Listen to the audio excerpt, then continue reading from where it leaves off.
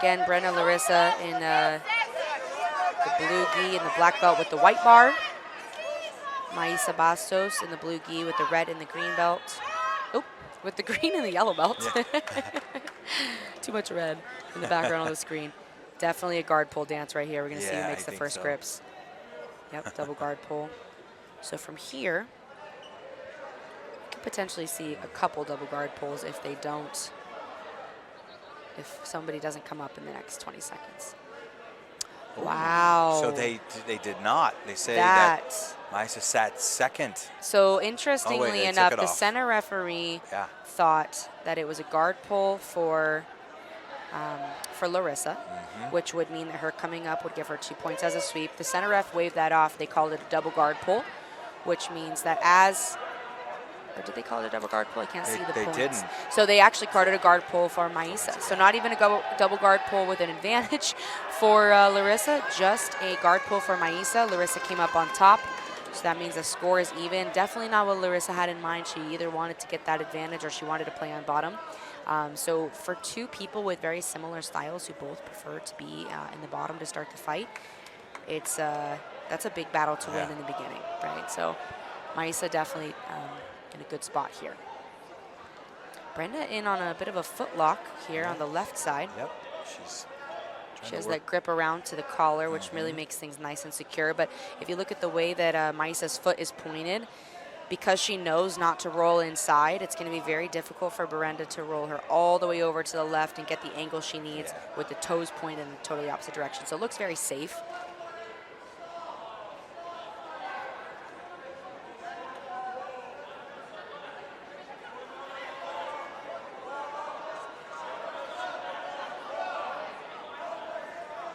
Big pressure from Mayssa here. Coming up, driving the knee to the floor on that right side, and she's going to need to keep the cross face and start to bring her leg back, and she could make a right underhook if she wished. From here, left underhook. Yeah, from here, Brenda's doing a great job with that right butterfly hook and also keeping the pant leg. So now she's able to bring her right foot out to the hamstring and come on top. Yep. Wow, incredible. Two right back. Yeah, 2-2 here. That was a very near passing position for Mayssa, but Brenda did a beautiful job with her butterfly hook and just being a little bit patient with the grip on the pants, able to bring her right foot into the hamstring and use that to sweep on top. But now we see a bit of an omoplata slash, could turn into a bit of a straight armbar here from Mayssa, which is similar to what we saw earlier from Luisa Montero against Natalie Ribeiro, although that was from 50-50, but similar position with the arm and the legs.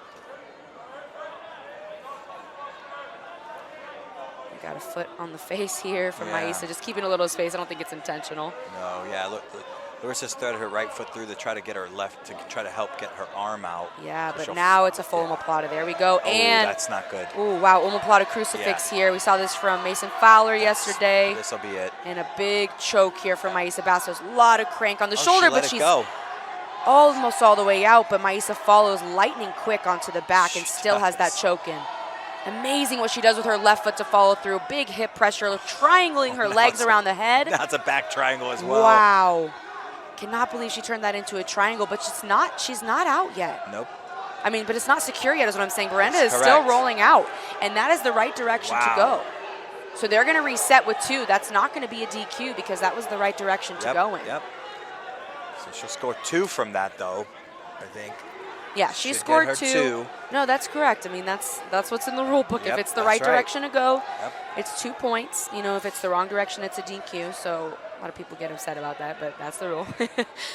And gee, dodge a bullet right there. That was an incredible transition by Mayssa. What a highlight reel. Yeah, it was. Now we'll get to see a little bit of a different position on the double guard pull. See if Brenda's able to pull and either get the advantage or play on bottom. The dangerous thing is if you reach and sit without the grip, you risk a penalty, and that can make or break this match. So both very cautious. I'm not sure here if they called a pull. Looks like Brenda got the pull here. She's not fully seated, though. Yeah. But hard to say, but now she's coming up for the single. She got to be careful, though. Mayssa will snap around to her back. Now we'll see if they restart them seated in the guard, because right at the end there, Brenda did fully sit down. Yep, they are going to be seated. So Brenda will be playing guard here. Mayssa will be on the top. Now in this position, Brenda's definitely going to be looking for a sweep or potentially a back take. If she does get the sweep, though, and come up, she's still losing by 2 advantages. But I'm still thinking about the highlight reel that we just witnessed from Mayssa. Yeah, crazy. Submission to submission to submission, and just relentless. And the speed at which her legs come around and her hips float is insane. Brenda with a nice, almost an inversion here, but it leads Mayssa actually straight to the back. Brenda's still safe, though, with that underhook on the leg right into she has that left foot over the hip, and she is now reaping, but it's not a legal reap, it's a false reap because she has an underhook on the left side. Yeah, if she passes that leg over the, it should be, and she could pass that leg over the other side and go into full ace, and then go pick up the feet. Yes, hard to do with Mayssa's weight all on her right foot, though, for sure.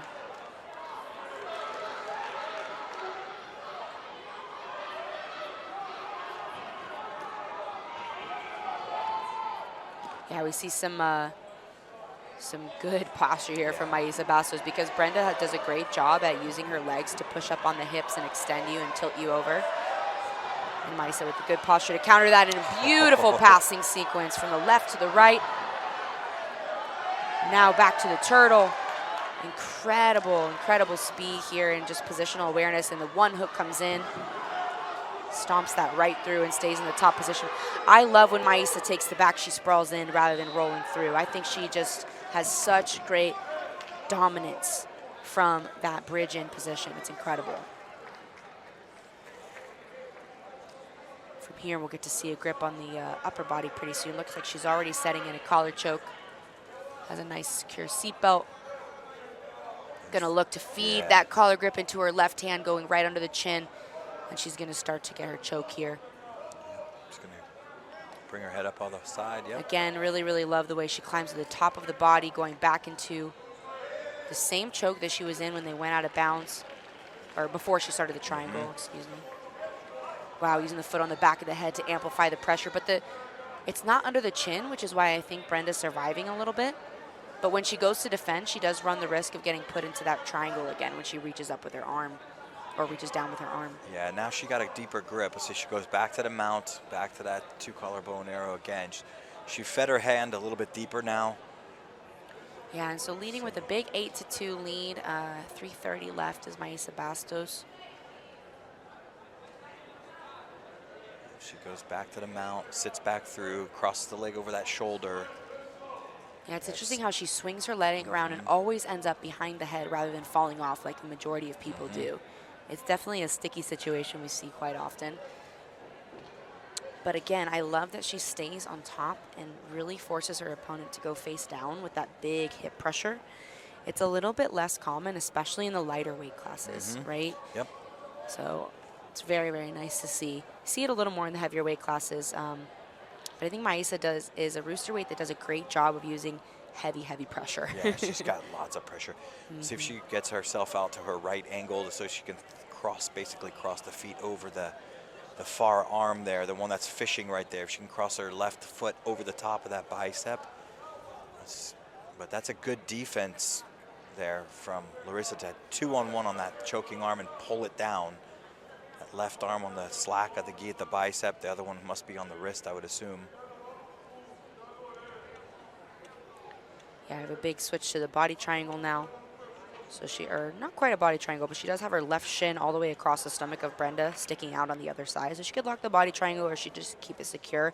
But she's using her right foot to come back in and re-extend Brenda, Larissa. That's better for her right now. With the submission, yes. Yeah, she got the better leg position. See, wow. There it is. There's the tap. A big scream from Mayssa, making it into another World Finals with a big submission with a very, very tough opponent in Brenda Larissa. Yeah. Like see Marilla Santana coaching in the back.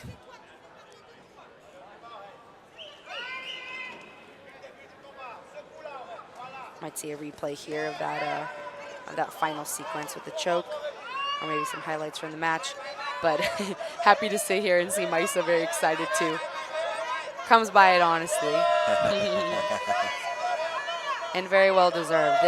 It's pretty rare to have a champion that is so dominant consistently year after year in the same weight class. Just no matter who the up-and-comers are, consistently coming and smashing, and in really dominant fashion too. We're talking 20, 30-point leads sometimes before the submission. It's very rare what she does.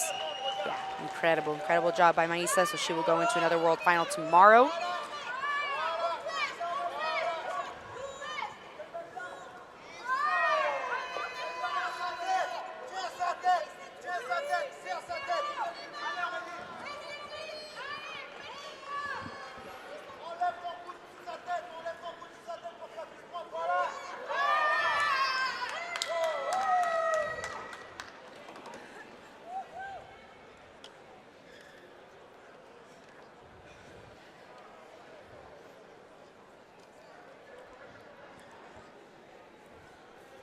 So we are about to finish up here on day 1 of our Black Belt World Championships. Not day 1 of the Worlds, we are day 1 in our black belts here. And we had some incredible action. So tomorrow we're gonna have the last